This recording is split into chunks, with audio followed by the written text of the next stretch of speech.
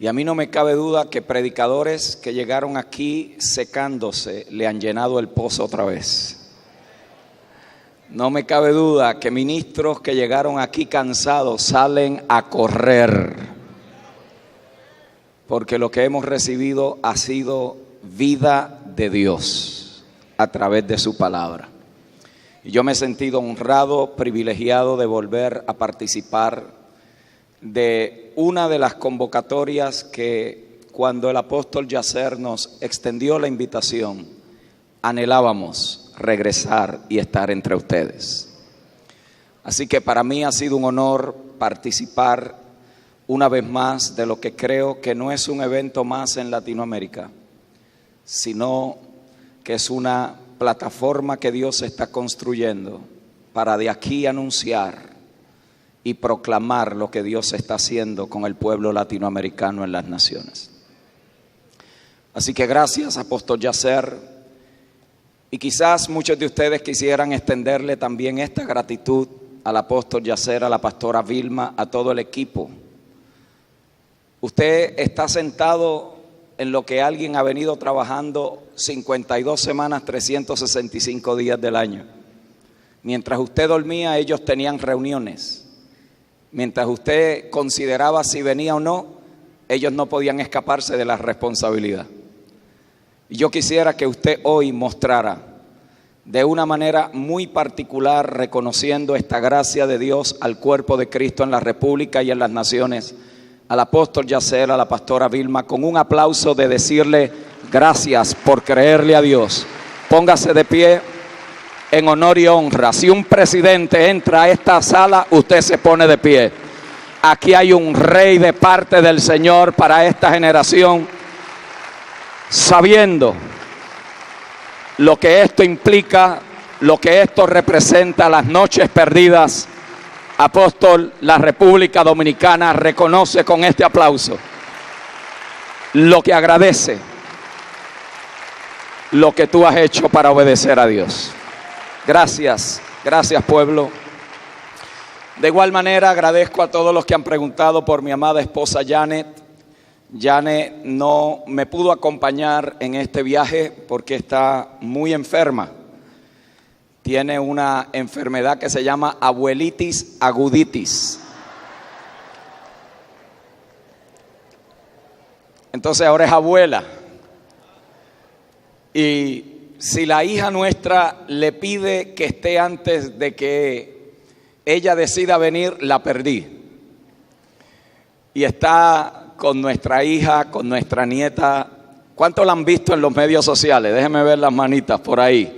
Si no, búsquela. Esa niña ya está ungida y usted mirarla es bendecido. La estamos disfrutando y celebrando de una manera. Quería ponerle una foto acá, pero se me escapó. En la próxima la verán. Estamos emocionados con esta experiencia de ser abuelo. Me gusta la palabra abuelo. Me encanta. Me fascina, porque estoy viendo otra generación formarse. Con mayor sabiduría uno puede ver las cosas diferentes en la vida. Así que disfrutamos eso, así que agradezco a las personas que han preguntado, que han estado pendientes. Todo está muy bien, felices, contentos, disfrutando nuestra mejor temporada. El año pasado celebramos el aniversario 28 acá, ¿se acuerdan? Bueno, hace una semana lo celebramos el 29 y nos fuimos a la playa. No estuvimos en el estadio, pero estuvimos en el agua. Y la pasamos de maravilla. Así que estamos contentos con todo lo que Dios está haciendo. Vamos a entrar al texto y les invito a buscar en Efesios capítulo 5.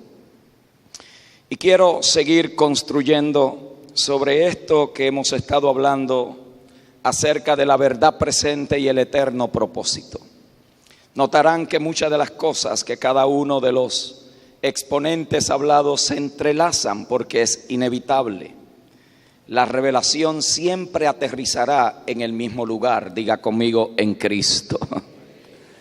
Usted lo puede presentar por diferentes lentes, con diferentes niveles de profundidad y sabiduría, pero todo eventualmente regresará a donde siempre debe de haber estado, y es en Cristo.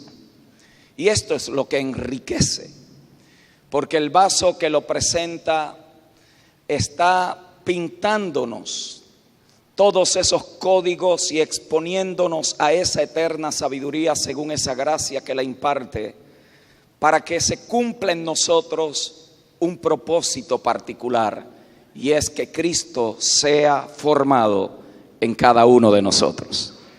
Diga conmigo: si Cristo es formado en mí, yo seré transformado en Él. Si Cristo es formado en mí, dígalo, yo seré transformado en Él. Por lo tanto, hoy nos acercamos a la Escritura sabiendo que aterrizaremos en el fundamento que es Cristo. Efesios capítulo 5, verso 31 al 32 dice: por esto, diga conmigo, por esto, dejará el hombre a su padre y a su madre, y se unirá a su mujer, y los dos serán, ¿qué serán? Diga conmigo, una sola carne. Si el texto se quedara ahí, pudiéramos sacar un currículum para enseñarle a los matrimonios de la iglesia. Pero no se queda ahí. El texto continúa con la declaración que le da sentido a lo que él acaba de decir. Y dice: grande es este misterio, mas yo digo esto respecto de Cristo y de la iglesia. La palabra del Señor está bendecida. Ha sido evidente desde que comenzamos en la noche del jueves que cuando nos acercamos a la Escritura notamos que Dios tenía un propósito eterno. Diga conmigo, propósito eterno. Por la Escritura también entendemos que ese propósito fue encapsulado en un misterio, y también hemos visto que ese misterio fue escondido en Cristo. La Escritura nos revela que nadie supo cuál era ese propósito. Romanos capítulo 16, verso 25, el apóstol Pablo, hablándole a la iglesia, le dice: misterio que se ha mantenido oculto desde tiempos eternos, pero que ha sido manifestado ahora. Diga conmigo, manifestado ahora. En Colosenses capítulo 1, verso 26, Pablo declara que el misterio que había estado oculto desde los siglos y edades, pero que ahora ha sido manifestado a los santos. Y en Efesios capítulo 3, verso 4 al 5 y el versículo 9, el apóstol magistralmente establece que este misterio, leyendo, lo podéis entender. Y él dice que podemos entender el misterio leyendo lo que él había graficado en palabras, y que este misterio, que en otras generaciones no se había dado a conocer a los hijos de los hombres, como ahora es revelado a sus santos apóstoles y profetas por el Espíritu, y de aclarar a todos. Diga conmigo, debe estar claro. Diga conmigo, el misterio es para que esté claro. Y los apóstoles y los profetas han sido enviados para aclarar a todos, no a algunos, no a un grupo de élites, no a algunos cuantos, sino a todos los santos, cual sea la dispensación del misterio escondido desde los siglos en Dios, que creó todas las cosas. Esto es humanamente imposible de comprenderlo en nuestra capacidad humana. Por favor, consideren lo siguiente: Adán habló con Dios, pero no conoció el misterio. Abraham, dice la Escritura, fue amigo de Dios, pero no conoció el misterio. Moisés fue un profeta de Dios, pero tampoco supo cuál era el misterio. David, Isaías y Jeremías tampoco supieron cuál era el misterio aún más. No solo el misterio estuvo oculto para los mortales, sino que también para las huestes angelicales el misterio también estuvo escondido.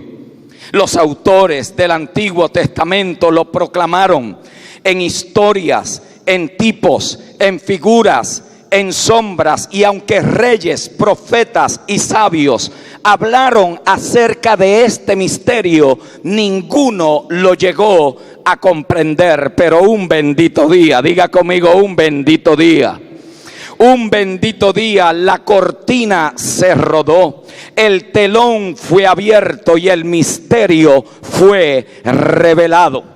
Por pura gracia a Dios le place escoger a un hombre llamado Pablo para revelarle el misterio que había estado oculto desde antes de la fundación del mundo. Él, en su limitación humana, agota todo el lenguaje para tratar de explicar las riquezas inescrutables, la profundidad incontenible de lo que este misterio representaba en el eterno cumplimiento del propósito de Dios. Para Pablo, aquello que a él se reveló era para darlo a conocer, para traerlo con la mayor definición posible. Por eso creo que tanto lo que hablaba el apóstol Tamo como lo que hablaba el apóstol Juan tienen tanto peso para nosotros. Las palabras no son inocentes. No deberíamos de estar repitiendo frases trilladas, religiosas, porque es lo que nuestro grupo inmediato está acostumbrado a oír. Yo creo que una de las primeras diferenciaciones que vamos a ver en esta generación es el cambio de vocabulario. Y prepárate para que cuando comiences a hablar según las palabras que Dios da, te van a perseguir, te van a criticar. Ahora van a decir que estás con esa gente que está hablando cosas raras. Bienvenido y bienvenida a la reforma. Bienvenido al nuevo orden del Espíritu, donde el vocabulario te lo van a calibrar para que no estés hablando lo que otro había dicho, sino que estés hablando lo que Dios ha hablado y lo que quiere comunicar a esta generación. Pablo entonces nos dice que este misterio se ha revelado y se puede llegar a comprender por dos factores que debemos de entender. Número uno, leyendo. Diga conmigo, leyendo. Nuestro mayor problema es que no hemos aprendido a leer, porque si aprendiéramos a leer la Escritura, nos daríamos cuenta que era para qué tiempo. Por eso es que Pablo no le dice a Timoteo que interprete la Escritura, sino que la trace bien. ¿Por qué? Porque si usted la interpreta, usted siempre se va a acercar a ella de acuerdo a la escuela donde usted se formó. Por eso hay 13 escuelas de interpretación teológica. No voy a hablar de ellas. Lo que quiero que note es que usted no se acerca a la Escritura tan puro como usted y yo creemos. Nuestras primeras impresiones nos marcaron. Nuestras primeras escuelas bíblicas nos marcaron. Nuestros primeros mensajes que escuchamos nos marcamos. Por eso lo que usted escuchó 20 años atrás puede tomar 20 años en reaprender algo si no lo alineamos al orden en el cual Dios ha hablado en Cristo. Por lo tanto, debemos de comenzar a decirle al Señor: cuando estoy leyendo tu palabra, el Espíritu Santo ilumine mi entendimiento, porque no quiero leer acerca de información bíblica. Quiero conocer tu eterna sabiduría para poder aclararle el misterio a esta generación que vivo. Pablo dice leyendo, lo cual podéis entender. Pero también Pablo dice que por medio de la obra del alumbramiento de los ojos de nuestro entendimiento por el Espíritu Santo, podemos llegar a comprender cuáles son las riquezas de los santos en Cristo. Por lo tanto, leyendo y la iluminación del Espíritu. Dígalo conmigo, leyendo y la iluminación del Espíritu. Estas dos formas son las formas. ¿Por qué? Porque ambas son espirituales. La palabra es espíritu y la palabra es vida. Por lo tanto, aquel que la tiene que exponer, su esencia y naturaleza tiene que ser espiritual. Gloria a Dios por los que nos enseñan la palabra. Pero si lo que estamos recibiendo no es el espíritu de la palabra, lo que tendremos es un conjunto de doctrina que no contienen vida. ¿Por qué? Porque a Dios usted no lo puede meter en teología sistemática. Usted lo espera por la ventana y le aparece por la puerta. A Dios usted lo tiene que discernir en el espíritu, porque al momento que lo discierne, usted ha entrado a una dimensión de comprensión que su mente quizás no puede llegar a entender, pero su espíritu está preparado para conocer las inescrutables riquezas de este glorioso evangelio que nos ha sido revelado en Cristo. Este misterio, entonces, como toda buena obra y como toda buena película, provoca varias preguntas: ¿dónde? ¿Cuándo? ¿Por qué? ¿Para qué se concibió este misterio? ¿Por qué es eterno? ¿Dónde se concibió? Y la Escritura nos da entonces también la respuesta. La Escritura nos enseña que este misterio se concibe en el eterno pasado. Antes que el tiempo y la creación existieran, allí Dios y solo Dios. Nadie más existía y nadie más estaba presente. En el seno de Dios, el Padre, el Hijo y el Espíritu Santo existían en perfecta comunión. El Espíritu, presente en esta maravillosa comunión e intimidad, hacía real todo lo que el Padre y el Hijo estaban estableciendo en esta Trinidad. El factor que gobernaba y que era la misma esencia de aquella naturaleza divina era el amor. Diga conmigo, el amor.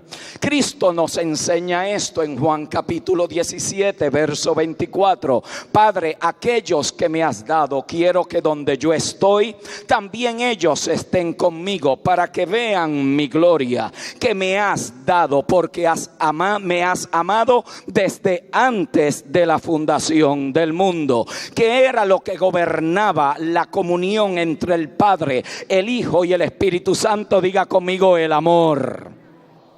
Juan también nos habla de esto y nos dice: y nosotros hemos conocido y creído el amor que Dios tiene para con nosotros. Dios es amor, y el que permanece en amor permanece en Dios y Dios en él. En otras palabras, todo procede de Dios. Él es la fuente de todas las cosas. Dios no tiene amor, Dios es amor. Lo que Él nos imparte es a Él mismo, y teniéndolo a Él hemos sido impartidos con la máxima calidad, con la esencia misma de la cual Dios existe, y es el amor. Diga conmigo, el amor. La Escritura también nos revela que este amor era compartido entre Dios Padre y Dios Hijo. El Padre era el amante y el Hijo era el amado. El Padre era la fuente y el Hijo era el recipiente. Como consecuencia, el Padre amaba al Hijo, pero el Hijo reciprocaba al Padre el amor que había recibido. Esa no es una idea personal. Juan 14:31 dice: más para que el mundo conozca que amo al Padre, y como el Padre me mandó, así también hago. El Padre no solamente amaba al Hijo y el Hijo amaba al Padre, sino que el Padre también quería que el Hijo vertiera en alguien su propia naturaleza de amor. En otras palabras, también el Padre quiso que el Hijo fuera el amante, pero que tuviera una contraparte que le pudiera responder en la misma naturaleza en que el Hijo le estaba amando, en otras palabras, que el Hijo fuera la fuente y que otro fuera el recipiente. Esto está en perfecta armonía con la revelación de Pablo en la carta a los Efesios. Por ejemplo, Efesios 2, 19 al 22 nos dice que Dios siempre ha querido una casa y una familia. Por eso, a través de toda la Escritura usted encuentra estas dos analogías continuas a través de las sombras, de los tipos y de las figuras. Usted encuentra casa y usted encuentra familia, pero el Hijo también siempre quiso tener una esposa y tener un cuerpo. Efesios 5, 25 al 32. La Biblia nos enseña que este misterio estuvo representado a través de la historia. Esto lo hablaron magistralmente el apóstol Tamo y el apóstol Juan. Lo que quiero simplemente es hacer mención que esto era lo que venía envuelto en el paquete. Esto era lo que venía codificado en el estuche. Allí se estaba mostrando a través de sombras, de tipos y de figuras, desde la fundación, desde el principio de la creación. Dios estaba trayendo a lo visible lo que en lo invisible ya era una realidad. Permítame ponerlo de esta manera. Es como si la creación solamente existiese para dar a conocer lo que ya en Dios siempre había existido. Quizás ahora no nos debe de extrañar. Romanos capítulo 5 verso 14, donde dice: no obstante, reinó la muerte desde Adán hasta Moisés, aún en los que no pecaron a la manera de la transgresión de Adán, la cual es figura, diga conmigo, el cual es figura del que había de venir. Por lo tanto, el propósito de Adán en la tierra era revelar a manera de sombra algo que en el cumplimiento del tiempo se estaría manifestando. Allí entonces lo que Dios hace es que primero le establece a Adán que él sería el portador de la imagen. Diga conmigo, el portador de la imagen. Esto tiene que ver con carácter, esto tiene que ver con naturaleza. En otras palabras, usted miraba a Adán y era como si estuviera mirando a Dios.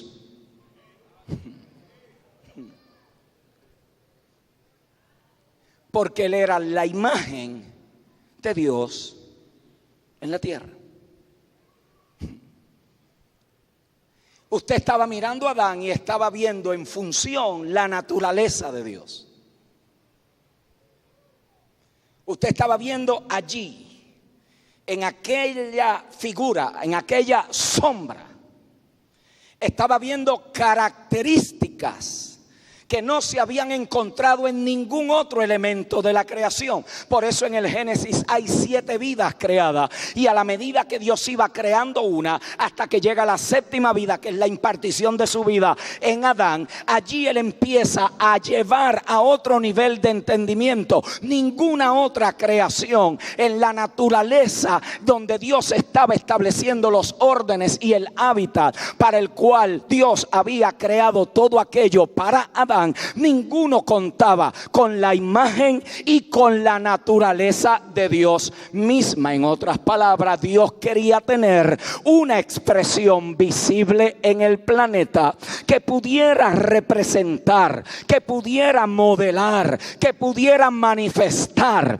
lo que siempre en Dios había existido, y era una comunión íntima y perfecta entre Dios Padre, Dios Hijo y Dios Espíritu. Por eso crea al ser humano. Permítame ponerlo de esta manera, y ya Juan lo dijo, no se ofenda. El evangelio no existe para resolvernos un problema a nosotros. El evangelio existe para resolverle un problema a Dios, y el problema era que Dios quería darse a conocer.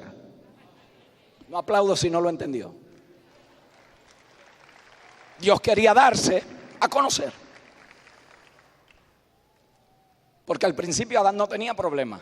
Adán se creó un problema. Primero Dios quería imagen, diga conmigo, imagen y semejanza. Y segundo, quería también que este hombre que representaría en la tierra lo que ya en Dios era una realidad, ejerciera su gobierno. Dios quería entonces que el ser humano gobernara con su propia autoridad, la dada por Dios, y ejerciera dominio en la tierra. Esto es espectacular, porque este propósito es eterno y se establece antes del pecado entrar al mundo. Por lo tanto, lo que se establece antes de Génesis 3 no puede ser revocado. No había pecado, no había diablo, no había maldad, no había depravación, no había violencia, no había perversión. Dios nunca abandonó su propósito. Dios nunca abandonó su propósito. Dios nunca cambió su propósito. Todo estaba en tiempo, todo estaba en orden, todo estaba según el tiempo que en Dios ya se sabía que se iban a manifestar todas las cosas. En otras palabras, a Dios nada le tomó por sorpresa. El propósito eterno era establecido y nada lo iba a cambiar. Dios lo iba a cumplir, aunque introdujo una dimensión del propósito que no se iba a identificar con tanta facilidad. Por eso es que Dios no rompe a Adán, no destruye a Adán, no mata a Adán, no lo saca y lo deshace. Dios simplemente incorpora, diga conmigo, incorpora la redención y la mete dentro de todo el orden creado, hasta que llegara el tiempo donde se haría claro, vigente, todo lo que Dios había estado haciendo a través de la historia. ¿Qué te digo con esto? Que Pablo dice que para todos los santos el misterio es revelado. Por lo tanto, el creyente más nuevo tiene más capacidad de discernimiento que el profeta más poderoso en el antiguo pacto. ¿Por qué? Porque lo que ellos miraban a través de un velo, usted y yo lo tenemos de carita ahí de frente. Este es nuestro gran problema, que tenemos a los nuevos y los disciplinamos y los discipulamos según la religión, no según la verdad de Cristo. ¿Por qué? Porque le decimos es que ellos no van a entender, ellos no son nuevos. Por eso es que nosotros a veces nos lleva 40 años en entender. ¿Por qué? Porque las primeras letras que nos dieron no eran las correctas para entender el misterio. Y ahora se requiere 40 años después, yo no sé usted, pero yo estuviera más gozoso de lo que muchos de ustedes están. Pero algunos están ofendidos. ¿Por qué? Porque te están retando la doctrina, papá. Están retándote donde tú edificaste el ministerio. Están retándote todo lo que te da identidad. Y Dios te está diciendo, suelta la basura para que puedas correr y caminar hacia el entendimiento del propósito. Ay, ay, ay. Dale un codazo al que está